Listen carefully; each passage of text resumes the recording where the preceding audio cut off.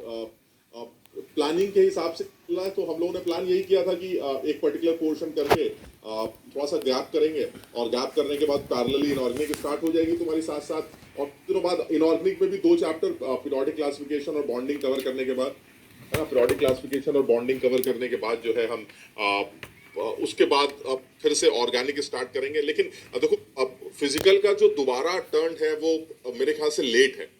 मेरे ख्याल से वो नवंबर में स्टार्ट होगा दोबारा फिजिकल का टर्न।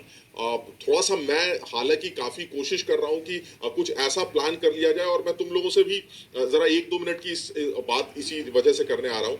कुछ ऐसा प्लान कर सकते हैं कि नवंबर से स्टार्ट न करके पैरेलल ट्रैक, क्या हम थोड़ा सा पहले स्टार्ट कर सकते हैं? मतलब मैं ये प्लान कर रहा हूँ, देखता हूँ मैं ये फीजिबल है कि नहीं।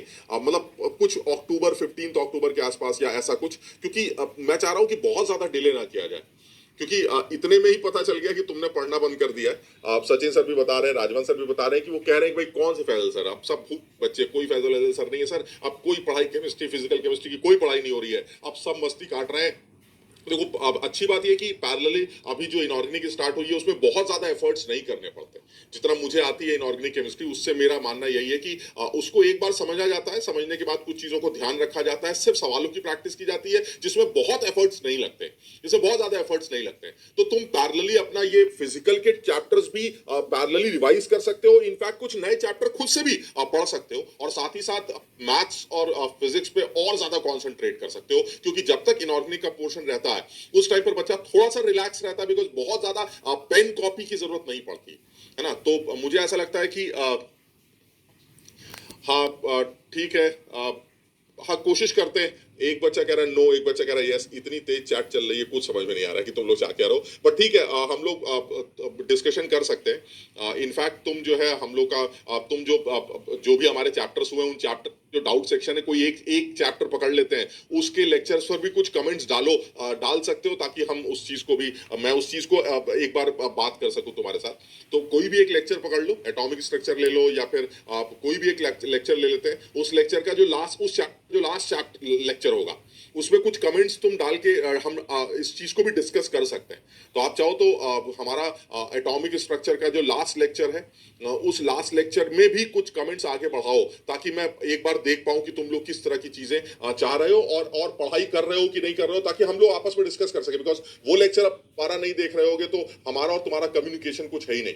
तो मैं चाह रहा हूं कि एक कम्युनिकेशन बना रहे, उसके लिए यही है कि कोई एक लेक्चर पकड़ लेते हैं जिसमें कमेंट सेक्शन चलता रहे, और हम लोग आपस में कमेंट करते रहे, बातचीत करते रहे, ताकि ये लगे कि हम लोग जिंदा हैं और हम अभी भी पढ़ाई कर रहे हैं। सर, जो चैप्टर आपने करा दिए वो तो हमने अच्छी तरह से कर लिए, अब कुछ चैप्टर्स हम अपनी तरफ से करना चाह रहे हैं, अब मैं तुम्हें बता देता हूं कि तुम कौन सा चैप्टर करो। वो उस कमेंट सेक्शन में हम लोग ये चीज डिस्कस कर सकते हैं। तो कोशिश करो, जैसे स्ट्रक्चर का जो लास्ट लेक्चर है, बिकॉज वही हमारा लास्ट चैप्टर था, तो उस लास्ट लेक्चर में कमेंट्स करते हैं, और उन कमेंट्स में डिस्कशन करते हैं, ताकि चीजों को कम्युनिकेट किया जा सके, है ना। तो बाकी यही है कि खूब मेहनत करो, खूब कोशिश करो। जितनी ज़्यादा मेहनत करोगे, कई बार बात हो चुकी है हमारी, हालांकि ठीक है, अब सर इनऑर्गेनिक केमिस्ट्री कर रहे हैं, इनऑर्गेनिक केमिस्ट्री आसान थी, अच्छी थी, मज़ेदार थी, और बहुत अच्छी तरीके से पढ़ाई गई, अब जा रही है, और उसमें तो को थोड़ा सा ध्यान रखना है, और थोड़ा सा कोशिश करो। अब मैं तो यही ज़रूर बोलूँगा कि जो चैप्टर अभी तक किए हैं फिजिकल केमिस्ट्री में, वो बड़े चैप्टर्स थे यार।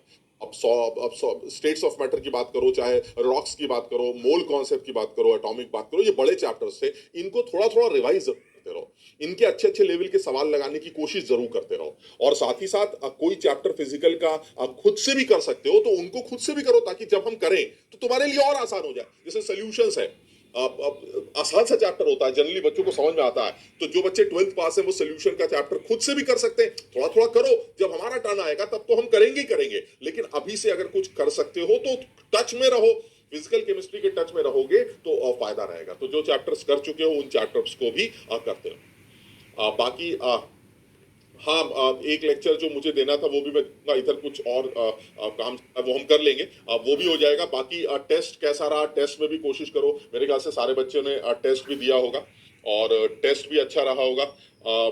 AIR बैच को भी फॉलो कर सकते हैं, जो प्रयास 1 के बच्चे AIR बैच को फॉलो कर सकते हैं। अच्छा कंटेंट उसमें भी, मैंने उस बैच को सॉलिड स्टेट कवर कराया अभी, तो तुम में से जो बच्चे उसको फॉलो करना चाहें फॉलो कर सकते हैं। अच्छा कंटेंट है, अच्छे लेवल के डिस्कशन है, वो तुम्हारे साथ भी किया जाएगा, प्रयास 2 के साथ भी डिस्कस किया जाएगा।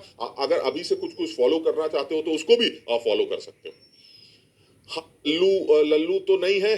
सारे बच्चे खूब मेहनत कर रहे हैं, खूब पढ़ाई कर रहे हैं, खूब मेहनत करो। मुझे ये चीज समझ में आ रही है, जैसे जैसे टाइम गुजरता चला जा रहा है, तुम में से बहुत सारे बच्चे ऐसे होंगे जिनके एफर्ट्स इंक्रीज कर रहे होंगे। तो इसलिए हाँ।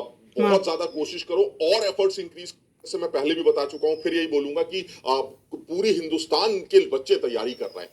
हाँ, मुझे करोड़ों लोगों से या लाखों लोगों से जिन्होंने फॉर्म भरना है, मुझे उनसे मतलब नहीं।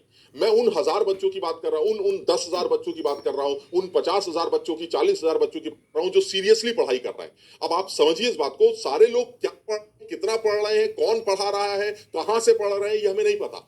लेकिन मैं पहले भी बोल चुका हूं, वो जो कर रहे हैं उनको करने दो, बट क्योंकि पूरे 24 घंटे में एक फिक्स टाइम ऐसा है जिससे कोई नहीं पढ़ सकता, तो सर अगर मैं उतनी पढ़ाई करूंगा तो पूरी दुनिया में जो आदमी कहां से पढ़ा है, कैसे पढ़ रहा है, मुझे फर्क नहीं पड़ता, इससे ज्यादा नहीं पढ़ सकता, ये क्लियर है सर। बात समझ लो, अगर वो इससे ज्यादा नहीं कर सकता, उसके लिए तुमने टाइम सेट कर रखा है सर। हर काम के काम करने के कुछ जरूरी काम है जिसके लिए टाइम खर्च होता है, वो सारी दुनिया करती है सर। उस टाइम के अलावा जो टाइम बचेगा, अगर उसमें पढ़ाई कर दी जाए, तो इससे ज्यादा कोई मेहनत नहीं कर सकता। तुम सब खूब मेहनत कर रहे हो और मेहनत करो, अगर जरा सा भी टाइम बच रहा है तो